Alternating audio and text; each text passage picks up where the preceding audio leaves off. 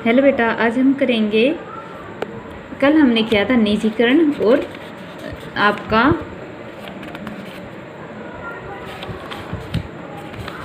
सबसे पहले हमने किया था उदारीकरण, उसके बाद किया था हमने निजीकरण और आज हम करेंगे, उसके बाद हमने किया था निजीकरण और विराष्ट्रीयकरण में डिफरेंस।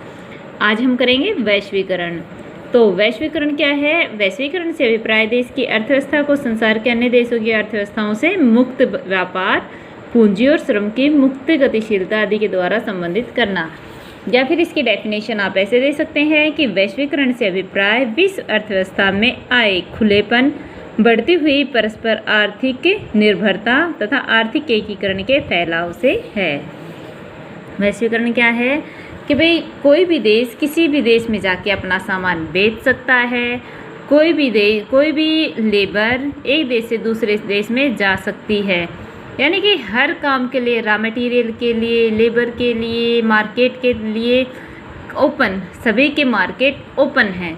आप वहाँ पे प्रोडक्शन करिए, प्रोडक्शन बेचिए, आप वहाँ से लेबर लीजिए, आप वहाँ से रॉ मटेरियल लीजिए, कोई बंदिश नहीं। वो है वैश्वीकरण कि आप किसी भी देश में चाहे कर सकते हैं। पहले क्या था? बैन था कि आप दूसरे देश में आसानी से एंट्री नहीं कर सकते थे, लेकिन वैश्वीकरण के आने से सभी देशों ने अपने दरवाजे, अपने मार्केट के दरवाजे खोल दिए हैं, जिससे कोई भी देश जहां उनको अच्छा लगे, जहां उनको ज़्यादा प्रॉफिट लगे, वहां पे अपनी चीज़ों को बेच सकते हैं। तो ये किस लिए कहा है? आर्थिक सुधारों के लिए। ठीक है, इसमें क्या कहा गया है कि आर्थिक सुधारों की यह मान्यता है कि भारतीय अर्थव्यवस्था का विश्व अर्थव्यवस्था से निकटतम संबंध होना चाहिए। जो हमारे अर्थशास्त्री हैं वो ये कहते हैं कि भारत को वैश्वीकरण अपनाना चाहिए। इट मीन्स खुली अर्थव्यवस्था को अपनाना चाहिए, उसे विश्व अर्थव्यवस्था से निकटतम होना चाहिए। इसके फलस्वरूप क्या होगा? वस्तु और सेवाओं, टेक्नोलॉजी और अनुभव का संसार के विभिन्न देशों के साथ बिना रोक टोक के एक साथ विनिमय हो सकेगा। जैसे हम हैं भाई, कहीं भी है, हम कहीं से भी कोई भी एक्सपीरियंस ले, किसी भी बंदे के साथ काम करते हैं तो वहाँ से एक्सपीरियंस लेते हैं उस बंदे के साथ काम करने का, उस जगह का। ऐसे ही न्यू टेक्नोलॉजी का हम इन सब का अनुभव ले सकते हैं कि भाई कैसे हम अपने प्रोडक्शन को कम कॉस्ट में और ज़्यादा मुनाफे में बेच सके, उसको उत्पादित कर सकें, कैसे हम अच्छी तकनीक से अच्छा प्रोडक्शन तैयार कर सकें। तो इसलिए कह रहा है कि संसार के विकसित देशों से पूंजी तथा तकनीकी का प्रभाव भारत की ओर हो सकेगा। और भारतीय अर्थव्यवस्था के वैश्वीकरण के मुख्य घटक क्या क्या हैं? पहला है विदेशी पूंजी निवेश की साम्य सीमा में वृद्धि। जो पहले लिमिट तैयार की गई थी, अब वो लिमिट कम कर दी गई है। क्या कह रहा है कि आर्थिक सुधारों के अनुसार विदेशी पूंजी निवेश की सीमा 40% से बढ़ाकर कितनी कर दी गई? 51%। तथा कुछ क्षेत्र तो ऐसे हैं जिसमें 100% आप बाहर से इन्वेस्ट ले सकते हैं। तो उच्च प्राथमिकता के 47 उद्योगों में 100% तक पूंजी की निवेश की इजाज़त बिना रोक टोक और लाल फीताशाही के दी जाएगी। जैसे कि बाहर के कोई बंदे हैं, वो हमारे कंपनी में इन्वेस्ट करना चाहते हैं। इन्वेस्ट कैसे करेंगे? शेयर खरीद के। तो वो पहले 41% के ही मालिक हो सकते थे, अब कितने के हो सकते हैं? 51% के। और कुछ इंडस्ट्रीज़ तो ऐसी हैं, उद्योग तो ऐसे हैं जिसमें वो पूरा का पूरा पैसा लगा सकते हैं। इसका एक क्या है? इससे प्रोडक्शन तो बढ़ेगा, बट क्या है, कंट्रोल उन लोगों का ही होगा जिन्होंने पैसा लगा रखा है, यानी कि विदेशी लोगों का। तो इसीलिए, लेकिन अपने आर्थिक सुधार को करने के लिए, आर्थिक मजबूती के लिए वो ऐसा करने के लिए भी मान गए। दूसरा है आंशिक परिवर्तनशीलता।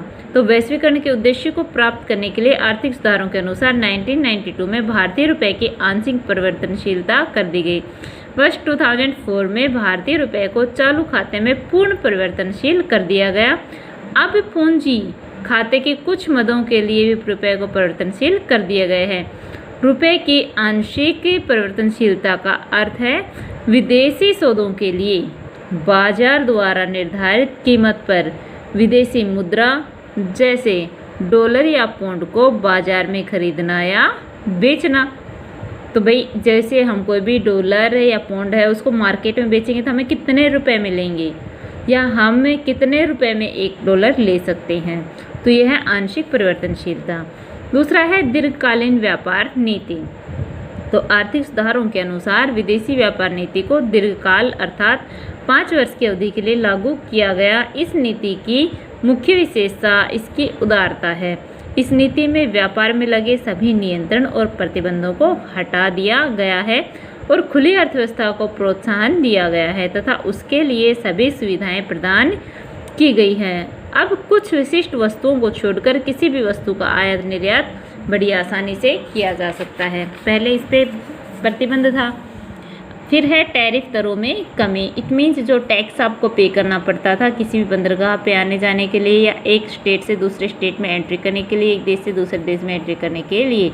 तो आर्थिक सुधारों के अनुसार भारतीय अर्थव्यवस्था को अंतर्राष्ट्रीय रूप से उपयोगी बनाने के लिए आयात निर्यात पर लगाए जाने वाले सीमा शुल्क और टैरिफों को धीरे धीरे कम कर दिया गया है। WTO का हम बाद में पढ़ेंगे। अब है ये आर्थिक सुधार, या आप चलो अभी कर लेते हैं इसको। तो इसमें क्या रखा है, विश्व अर्थव्यवस्था के वैश्वीकरण के विश्व व्यापार संगठन से महत्व। चलो ये कल करेंगे। आज बेटा इतना ही कर लेना। आप क्या करोगे, वैश्वीकरण को कंप्लीट लर्न और राइट करोगे। Thank you.